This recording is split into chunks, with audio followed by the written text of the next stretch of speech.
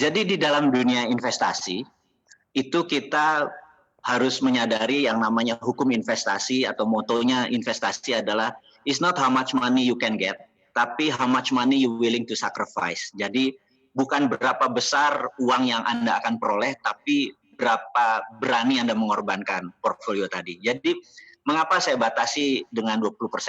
Karena emas ini termasuk high risk kategorinya. Jadi kita tahu high risk, high return gitu ya. Karena itu jangan 100% portfolionya Anda. Jadi saya sangat menyarankan satu, Anda harus sadar di dalam investasi is not how much money you can get, tapi how much money you willing to sacrifice. Jadi mulai hitung-hitung nih, oke, saya berani sacrifice kira-kira 10 juta nih ya. Oke, throw the dice, lempar dadu, beli. Dan kalau Anda merasa, oke, aku nggak punya 10 juta, punya 1 juta, setiap bulan beli. Dan kapan poin terakhir Anda harus hati-hati, yaitu pada saat November. November Trump menang atau kalah, Trump yang saya ingin, karena Joe Biden saya nggak reken. Begitu Trump menang, Anda beli lagi emasnya. Tapi begitu Trump kalah, ya sudah, Anda punya stok emas, ya diamkan saja.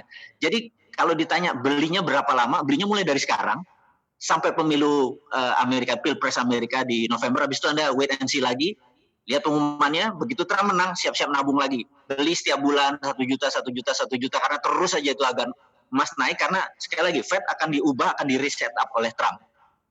Oke, tipsnya langsung ya, kece banget dari Pak Marigo. Ini Pak Marigo sudah ada yang ngantri pertanyaan dari sosial media kita yang sudah masuk di @CNBC Indonesia ya, dari Syadina_Devi. Sekarang India, China juga lagi panas nih, gimana dampaknya ke harga emas? Oke, ternyata kan nggak cuma Amerika sama China ya, tapi India ikut-ikutan juga.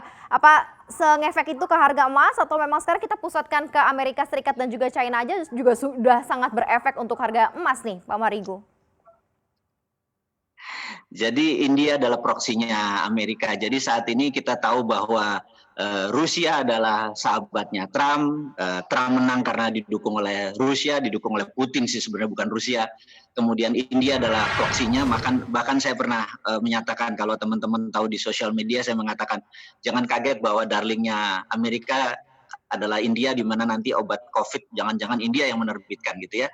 Saya mau ngomong gitu bukan ngomong asal ngomong, datanya valid sekali bahwa Narendra Modi adalah benar-benar darlingnya Amerika, sehingga untuk mengepung China, jadi di India pun disuruh menekan Cina, jadi supaya Cina punya banyak front, Taiwan, Hong Kong, Rusia, dan Rusia kemarin kapal selamnya Poseidon dengan 6 drone di bawah lautnya sudah di depan Shanghai.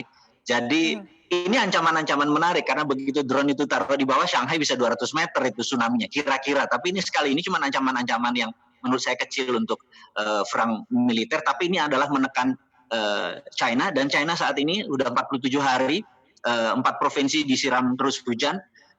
China sendiri di dalam negerinya sangat tegang, dan ketegangan ini mengkonfirm bahwa perang itu akan terjadi, di mana semua orang panik, di mana semua orang yang paling aman adalah, sekali lagi, safe haven-nya adalah emas.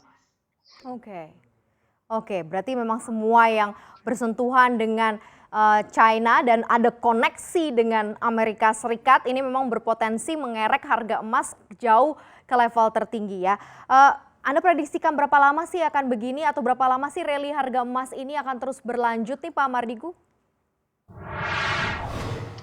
Kalau lihat dari harga saat ini ya, di 2000-an, saya masih melihat dia akan swing sedikit ke 1980, 1910. Ini troy ounce-nya ya.